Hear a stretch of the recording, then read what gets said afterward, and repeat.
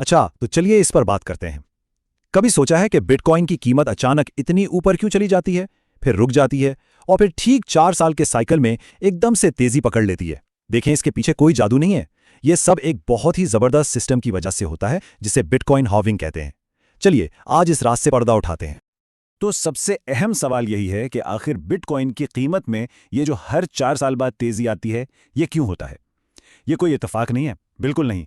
इसके पीछे एक ऐसी वजह है जो सीधा बिटकॉइन के कोड के अंदर लिखी हुई है। जी हाँ, ये कोई आम मार्केट साइकिल नहीं है। इसे आप बिटकॉइन का डीएनए समझ लें, एक ऐसा प्रोग्राम जो शुरू से ही इसका हिस्सा है। चलिए देखते हैं कि ये आखिर काम कैसे करता है।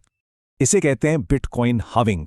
अच्छा, आसान लफ्जों में इसका मतलब यह है कि माइनर्स को, यानी वो लोग जो अपने ताकतवर कंप्यूटर्स से बिटकॉइन नेटवर्क को चलाते हैं और महफूज रखते हैं, उनको जो इनाम मिलता है वो आधा हो जाता है।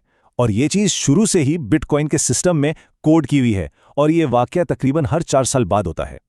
तो असल में ये होता कैसे है? देखें, पिछली हार्विंग से पहले माइनर्स को हर नए ब्लॉक के लिए 6.25 बिटकॉइन मिलते थे, लेकिन हार्विंग के बाद वही इनाम आधा होकर सिर्फ 3.125 बिटकॉइन रह गया। इसका मतलब मार्केट में आने वाले नए बिटकॉइंस की सप्लाई आप समझ लें हाथों रात आधी हो गई। लेकिन सवाल यह है कि आखिर इस हार्विंग मैकेनिज्म को बनाया ही क्यों गया? इसका पूरा मकसद एक बुनियादी चीज के गिर्द घूमता है, बिटकॉइन को एक कामयाब यानी स्कैर्स और कीमती असासा बनाना। देखें, आमतौर पे तो हुकूमतें जब चाहें जितने चाहें नए नोट छाप सकती हैं, जिससे करेंसी की कदर कम हो जाती है।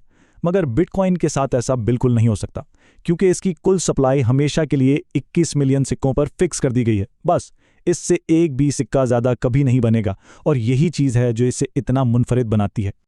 तो इसको जो डिजिटल सोना कहते हैं ना, वो बिल्कुल ठीक कहते हैं। सोचें, जैसे सोना इसलिए कीमती है क्योंकि वो दुनिया में महदूद है और उसे निकालना मुश्किल है, बिल्कुल इसी तरह हार्विंग इस बात को यकीनी बनाती है कि नए बिटकॉइन का बनना वक्त के साथ साथ धीमा और ज्यादा मुश्किल होता जाए, और इससे इसकी स्कैर्सिटी यानी इसका नायाबपन और भी बढ़ जाता है। तो चलिए अब इसको कीमत से जोड़ते हैं। यह सारा मामला आखिर में आकर माशियात के एक बुनियादी उसूल पर रुकता है, सप्लाई और डिमांड का खेल। तो फॉर्मूला बहुत सीधा सा है, हार्विंग नए बिटकॉइंस की सप्लाई को कम कर देती है। अब अगर खरीदने वालों की तादाद यानी डिमांड वैसी रहे या बढ़ जाए तो जाहिर है कीमत को ऊपर जाना ही पड़ता है। कम सप्लाई और इतनी ही डिमांड, इसका नतीजा हमेशा ऊपर जाती हुई कीमत होता है। ये सब थ्योरी में तो बहुत आसान लगता है ना, लेकिन असल सवाल यह है कि क्या तारीख इस बात की गवाही देती है? चलिए पिछली हार्विंग्स के डेटा पर एक नज़र डालते हैं और देखते हैं कि हुआ क्या था। अब तक 3 बड़ी हार्विंग्स हो चुकी हैं। पहली हुई 2012 में, दूसरी 2016 में और तीसरी 2020 में। और काबिल गौर बात यह है कि हर हार्विंग के बाद तकरीबन एक ही जैसा पैटर्न सामने आया। जरा इन आदादो शुमार को देखें, ये खुद अपनी कहानी बताते हैं।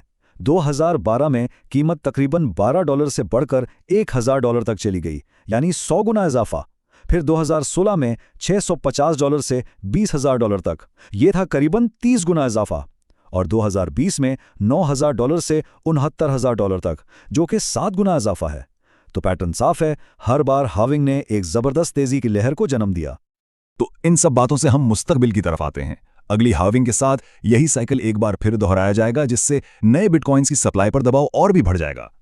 इसे इस तरह से समझते हैं, 2020 की हार्विंग से पहले रोजाना मार्केट में तकरीबन 900 नए बिटकॉइन आते थे। 2020 की हार्विंग ने इस तादाद को आधा करके 450 कर दिया, और अगली हार्विंग के बाद ये तादाद फिर आधी होकर रोजाना सिर्फ 225 रह जाएगी।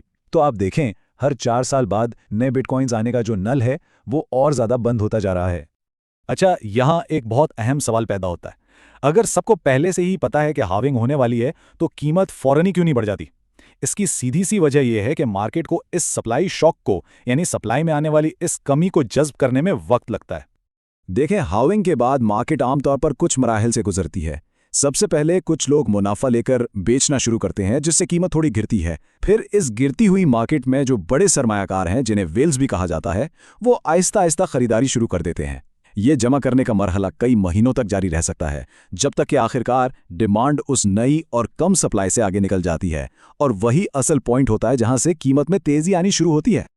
तो सबसे अहम टेक अवे ये है, तारीखी तौर पर जो असल बुल रन है वो हार्विंग के फौरन बाद शुरू नहीं होता, बल्कि इसे शुरू होने में आमतौर पर 6 से 18 महीने लग जाते हैं।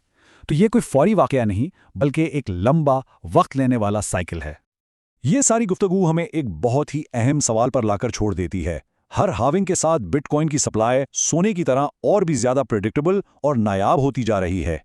तो क्या हम बिटकॉइन को सिर्फ एक डिजिटल करेंसी से इवॉल्व होकर एक आलमी स्टोर ऑफ वैल्यू यानी दौलत को महफूज करने का जरिया बनते देख रहे हैं, बिल्कुल डिजिटल सोने की तरह? ये एक ऐसा सवाल है जिस पर गौर करना जरूरी है, क्योंकि ये पूरा सिस्टम अभी भी हमारे सामने वक्त के साथ साथ खुल रहा है।